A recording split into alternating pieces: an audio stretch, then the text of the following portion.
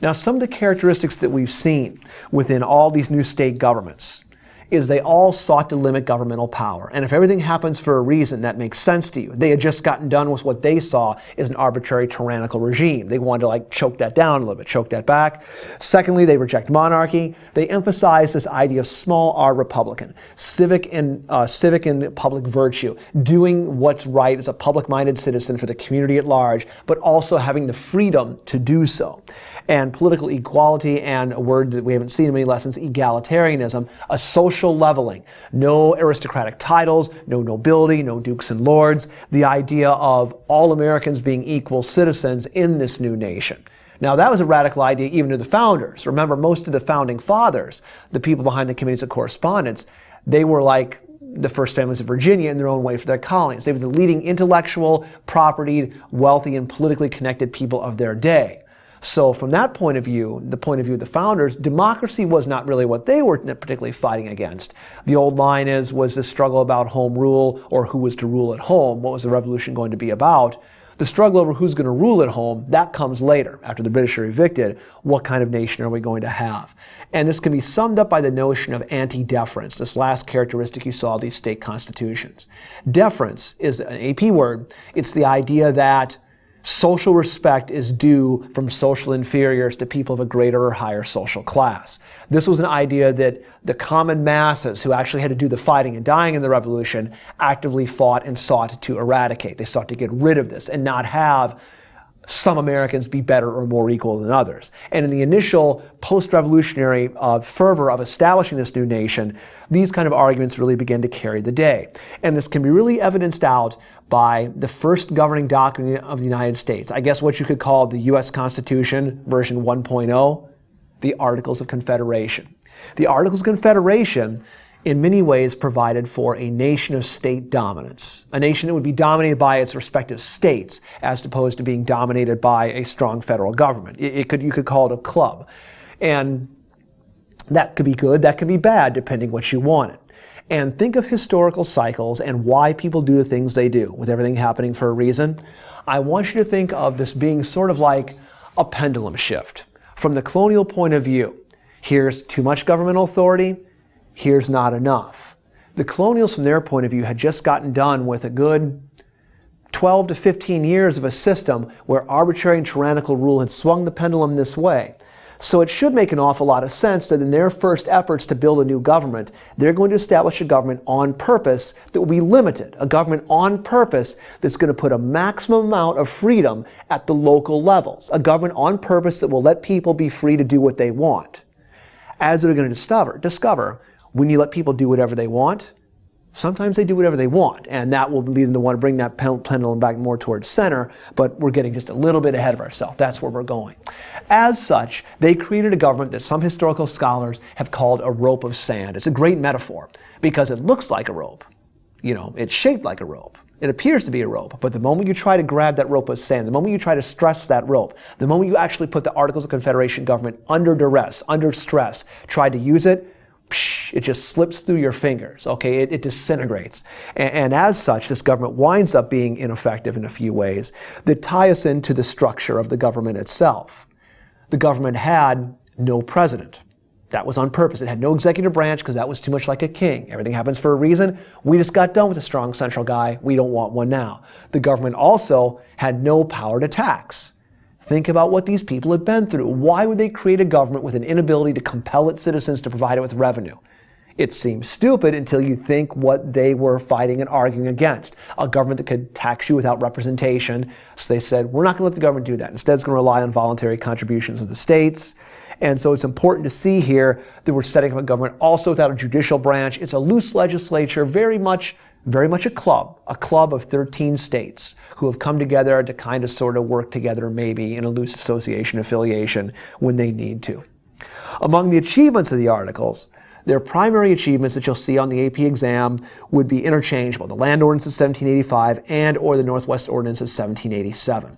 What those two things do, they set up a way to establish land sales to surveying and sales of land west of the old Proclamation of 1763 line. That's the Land Ordinance of 1785. Sets up a surveying system for getting the land into parcels. The Northwest Ordinance calls for the creation in the Northwest Territory of no more than 5, but no less than 3 states to be carved out of this territory. Those states will later become Wisconsin, Michigan, Ohio, Indiana, and Illinois. These are the most positive achievements of the Articles. They set up a model, a blueprint for a way by which we'll bring further states into the Union all the way up through Alaska and Hawaii in 1959. States will populate themselves, they'll be territories, they'll have a territorial legislature, then they will apply to Congress for statehood, and Congress will choose to admit them or not admit them, but Congress always chooses to admit. That is that whole blueprint for how territories become unterritoried and become full and equal partnered states. That entire blueprint is set up under the Articles with the Northwest Ordinance of 1787, which also, for those dark and golden states there, those dark and orange states, it also outlawed slavery in those territories. That'll be much more of a political football to deal with a bit later on in our time. And then in terms of revolutions at the individual level, the revolution in many ways caught the imagination of the masses, and it snowballs into something that the founders never really anticipated and really never wanted. Remember this issue of home rule, can we call the shots here, versus who's going to rule at home? The founders are all about the first one, get England out of the way. That second dialogue over who's going to rule at home, that wasn't necessarily a conversation that the elites, the founding fathers, were prepared to have in their time. And the revolution generates this life and momentum for this whole anti-aristocratic, pro-egalitarian, distrustful, distant authority kind of movement, this revolution in class relationships, if you will. And this is the unanticipated momentum of the revolution. And in this process, urban people, in many ways, the cities were the cores of urban agitation, the cores of revolutionary agitation, rather. It was where you had political groups, working class groups, artisanal classes, the working classes started to gain political consciousness. They started to gain power. They gained military commands and experience, and they began to reform and equalize and level out the institutions of their local government. Patriot women, for their part, they also picked up on these messages of liberty. The idea was, if a kingdom can be tyrannical to a people, and a government can be tyrannical to a people, it's not too much of a leap of extension to take that argument into the household and the family and ask, well, can a husband, as an arbitrary ruler of the household, be a tyrannical despot ruling over his wife and children with imperial sway? Now, so they start, they're vital to the boycotts of British goods, which led in many ways to the success of these movements in getting laws repealed earlier. But this kind of logic of all men are being created equal, asking, well, why just the men? This will be the intellectual birth point of the women's movement in America. Unlimited power in the hands of husbands could be as bad as unlimited power in the hands of kings or governments. We'll see much more in terms of translating this into actual social policy far later on. But in the DNA of the women's movement and the women's equality movement, the kernel of birth comes right through these discussions here. As for protesting farmers, groups such as the Carolina Regulators and the Paxton Boys, they're anti-deference, anti-elite, anti-landlord groups. They want low taxes, they want fair court systems, not swayed towards the upper class. So this is just like Bacon's Rebellion. They resent the elites that seem to be calling the shots over limited land or landless individuals who want to have a fair shot in this system.